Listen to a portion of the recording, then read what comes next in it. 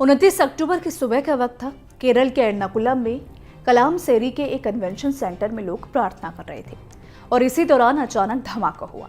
लोग कुछ समझ पाते तभी एक के बाद एक और धमाका हुआ, जिसमें 3 लोगों की मौत हो गई और 50 से ज्यादा लोग घायल बताए जा रहे हैं। ये मंजर कितना डरावना था, इसका अंदाजा आप इसी बात से लगा सकते हैं कि महज 20 मिनट में एक के बाद एक कुल 3 धमाके हुए, जिससे वहां मौजूद लोग दहल उठे और इधर उधर भागने लगे।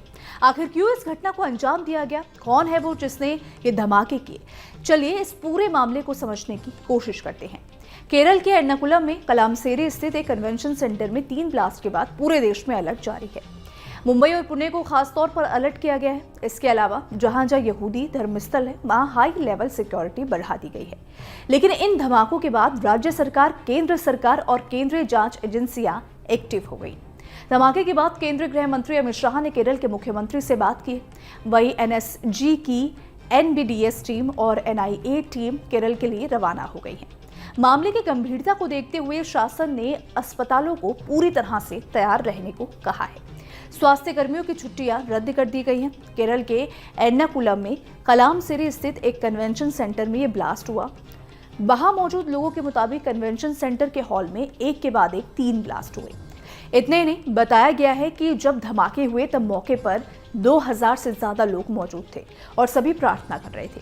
केरल पुलिस के मुताबिक पुलिस को करीब 9 बजे एक कॉल मिली, जिसमें कहा गया कि एर्नाकुलम में कलामसेरी स्थित एक कन्वेंशन सेंटर में ब्लास्ट हुआ है। इसके 5 मिनट के अंतराल बाद वहां दूसरा ब्लास्ट हुआ। 2 ब्लास्ट के बाद मौके पर अफरा तफरी मच गई। विस्फोट से वहां आग भी लग गई। लोग खुद को बचाने के लिए भागने लगे। वहां मौजूद लोगों के अनुसार 15 से 20 मिनट के अंतराल पर तीसरा ब्लास्ट भी हो गया। इस धमाके में अब तक 3 लोगों की मौत हो चुकी है, जबकि 50 से ज्यादा लोग घायल बताए गए। घायलों में भी 7 लोगों की हालत गंभीर बताई जा रही है और उनका इलाज अस्पताल में चल रहा है। बताया जा रहा है कि मरने वालों का आंकड़ा बढ़ भी सकता है। केरल के स्वास्थ्य मंत्री वीना जॉर्ज ने धमाके के बाद सरकारी स्वास्थ्य कर्मचारियों की छुट्टी रद्द कर दी। उन्होंने सभी से अस्पताल आने का आग्रह किया है। वहीं केरल के उद्योग मंत्री पी राजीव ने कहा कि विस्फोट स्थल की भी घेराबंदी कर पुलिस और अग्निशमन दल राहत और बचाव कार्य में जुट गई है। कई लोगों को रेस्क्यू किया जा चुका है। केरल में हुए इस ब्लास्ट के बाद राज्य में ही नहीं बल्कि देश के दूसरे हिस्सों में भी डर का माहौल है। खुफिया एजेंसी ने सभी राज्य सरकारों को अलर्ट मोड पर रहने को कहा है। वहीं केरल में पुलिस प्रशासन भी एक्टिव मोड में है, लेकिन ब्लास्ट का डर लोगों के जहन में साफ दिख रहा है। केरल में ब्लास्ट की वजह क्या है, इसकी जांच अभी चल रही है। फिलहाल डीजीपी केरल का कहना है कि हम सभी पहलुओं की जांच कर रहे हैं। हम जल्द ये पता लगाएंगे कि इसके लिए कौन जिम्मेदार है।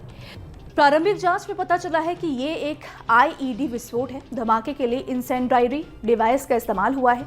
ये डिवाइस आईईडी की तरह ही होता है, जिससे एक छोटा धमाका होता है जिससे आग लग जाती है।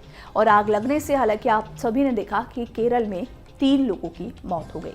इसको लेकर आप क्या सोचते हैं? आपकी क्या राय है? आप अपनी राय हमें कमेंट सेक्शन में जरूर बताइएगा। धन्यवाद।